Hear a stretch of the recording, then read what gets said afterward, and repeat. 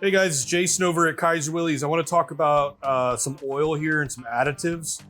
So we have the engine, we've kind of got everything running and all that kind of stuff, but we're getting close to the point where we're going to start really running it a lot more. So what we're going to do is we've got some, it's break-in oil. So it's an additive with zinc plus.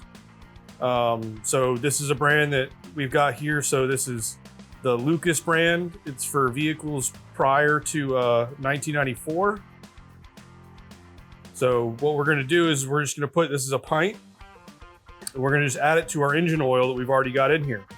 And we'll run this so that we can break in the engine. When we do our next oil change, we'll probably end up doing this again just to get a couple of these going through so that we can really get this engine broken in and we don't have any sort of issues with tappets or the bearings or anything like that. So what we'll do is we'll go ahead and we'll just dump this into our dipstick tube here. And then now we've got this zinc additive break-in oil to mix with our regular 10W30 non-synthetic oil. All right, so this is, like I said, this is only a pint.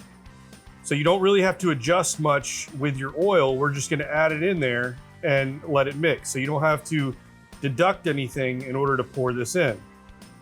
So we're gonna get this in, we'll run it for a little bit so that everything can kind of mix in there, and then from now on we'll do this for this oil change or for this initial oil, and then the next oil change, and then depending on, you know, if we decide that we want to add some more later, then we'll do that as well. So I hope that helps.